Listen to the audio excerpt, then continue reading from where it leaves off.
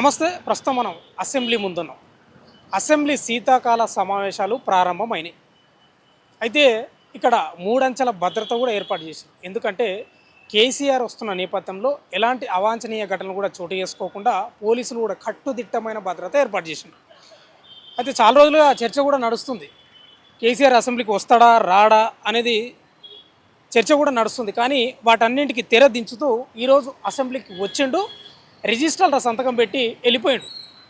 చాలా స్పెషల్గా వచ్చిండు కేసీఆర్ కూడా. ఎందుకంటే భుజం మీద ఎర్ర కండువా కప్పుకొని ఒక కాకలు తీరిన రాజకీయ నాయకుడు ఎట్లా ఉంటారో అట్లా అనిపిస్తున్నాడు. ఆ ఎర్ర కండువ వేసుకొని అసెంబ్లీకి వచ్చిండు. అసెంబ్లీ సమావేశాల్లో రిజిస్టర్లు పెట్టి మళ్ళా తొందరనే వెళ్ళిపోయిండు. విషయం ఏంటంటే ముఖ్యమంత్రి రేవంత్ రెడ్డి స్వయాన ఆయననే వెళ్ళి సేకండ్ ఇచ్చినట్లు కూడా వార్తలు కూడా వస్తున్నాయి మనకు సమాచారం. అంటే తన యొక్క రాజకీయ చతురతను కూడా ముఖ్యమంత్రి రేవంత్ రెడ్డి చాటుకున్న పరిస్థితి కనిపిస్తూ ఉంది. అయితే ఈ యొక్క అసెంబ్లీ సమావేశాలకు ఎందుకు ఇంత ప్రాధాన్యత సంతరించుకున్నదంటే నదీ జలాలు, కృష్ణా గోదావరి నదీ జలాలకు సంబంధించి ఈ మధ్యకాలంలోనే ముఖ్యమంత్రి రేవంత్ రెడ్డిపై కేసీఆర్ కూడా ప్రెస్ మీట్ పెట్టి చాలా తీవ్ర స్థాయిలో విరుచుకుపడ్డాడు. పేరు ఎత్తకుండానే అంటే కృష్ణా గోదావరి నదీ జలాలకు సంబంధించి ఆ హక్కులను కాపాడలేకపోతుంది ప్రభుత్వం, మొత్తం ఆంధ్రకు దోచిపెడుతుంది వాళ్ళ గురువుకని తీవ్రస్థాయిలో మండిపడిన పరిస్థితి కూడా కనిపిస్తూ ఉంది. అయితే ఈ యొక్క అసెంబ్లీ సమావేశాల్లో దీనిపైనే ప్రధానంగా చర్చ జరిగే అవకాశం 100% కనిపిస్తూ ఉంది.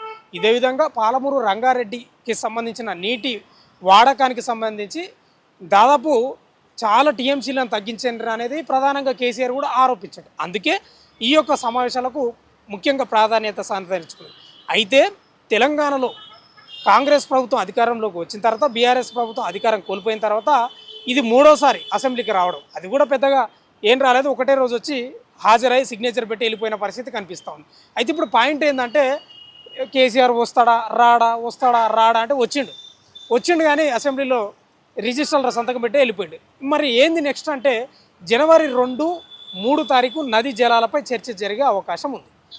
వస్తున్న సమాచారం ఏంటంటే 2 లేదా 2, 3 తారీఖు వస్తాడు 100%. ఎందుకంటే నదీ జలాల గురించి మాట్లాడాలి కాబట్టి కాంగ్రెస్ ప్రభుత్వం చేస్తున్న యొక్క తప్పిదాలు కానీ ఆంధ్రాకు నీళ్లు ఎట్లా తీసుకుపోతున్నారు చంద్రబాబు నాయుడు, ఈయన ఎట్లా సహకరిస్తున్నాడు, ఇట్లా రకరకాల అంశాలపై మాట్లాడే అవకాశం ఉంది కాబట్టి 100% 2 తారీఖు 3 తారీఖు వచ్చే అవకాశాలు కనిపిస్తున్నాయట.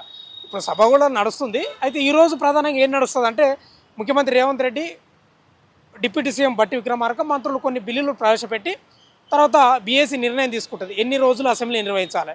ఓవైపు బీఆర్ఎస్ ఏమో దాదాపు 15 నుంచి 20 రోజులు అసెంబ్లీ సమావేశాలు నిర్వహించాలని వాళ్ళు పట్టుబడుతున్న పరిస్థితి కనిపిస్తూ ఉంది. తర్వాత చనిపోయిన వ్యక్తులు ఎవరైతే ఉంటారో రాజకీయ నాయకులకు సంబంధించి వాళ్ళకు సంతాపం ప్రకటించి ఇలా బిల్లులు మాత్రమే ప్రవేశపెడతారు కాబట్టి కేసీఆర్ కూడా పెద్దగా చేసేది ఏముంటుంది కాబట్టి ఆయన రిజిస్టర్ల సంతకం పెట్టి వెళ్ళిపోయిన పరిస్థితి కనిపిస్తూ ఉంది. ఇక మొత్తం మీద అయితే కేసీఆర్ వస్తాడా రాడనే దానికి తెరదించారు. కానీ మొత్తం మీద అయితే ఈ అంశానికి సంబంధించి కేసీఆర్ ఇవాళ ప్రాధాన్యంగా చోటు చేసుకున్న అంశం ఏంది, విషయం ఏంటంటే స్వయంగా రేవంత్ రెడ్డి వెళ్ళి సేకండ్ ఇచ్చి ఆయనను నీ ఆరోగ్య పరిస్థితి ఎట్లుంది బాగుంది అని పలకరించిన పరిస్థితి కనిపిస్తూ ఉంది. ఆ సమాచారం కూడా వస్తుంది. ఏదేమైనా అసెంబ్లీ సమావేశాలు ఈసారి అయితే రసవత్తరంగా సాగుతున్నాయి. ఎందుకు ఈ మాట అంటున్నంటే తెలంగాణ తెచ్చుకున్నదే నీళ్లు, నిధులు, నియామకాలు మనకు అందరికి తెలిసిన విషయం. ఇప్పుడు నీళ్ళ అంశమే ప్రధానంగా కేసీఆర్ ప్రస్తావించాడు ప్రెస్ మీట్లో కూడా.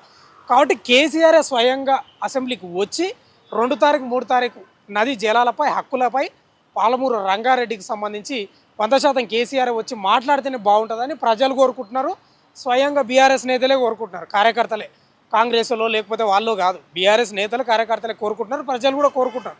100% కేసీఆర్కి 100% అవగాహన ఉంటుంది. పవర్ పాయింట్ ప్రజెంటేషన్ కూడా ఇవ్వాలి, స్పీకర్ తోటి ఒక పర్మిషన్ తీసుకొని 1 గంట సేపు అనేది బీఆర్ఎస్ వాళ్ళు మామూలుగా ప్రజలు కూడా కోరుకుంటున్నారు. అదేవిధంగా పదే మనకు తెలుసు ముఖ్యమంత్రి రేవంత్ రెడ్డి, మంత్రులు, వీళ్ళు అందరూ ఎందుకు రాడు కేసీఆర్ అసెంబ్లీకి, ప్రెస్ మీట్లు మాట్లాడి మళ్ళా ఫామ్ హౌస్కు 6 నెలలు 3 నెలలు ఉండి మళ్ళీ 3 నెలలకు 6 నెలలకు వచ్చి ప్రెస్ మీట్లలో కాదు, దమ్ముంటే చర్చకు రావాలి అసెంబ్లీలో, మేము ఎంత టైం అయినా ఇస్తాం, ఎన్ని రోజులైనా అసెంబ్లీ నడుపుతాం.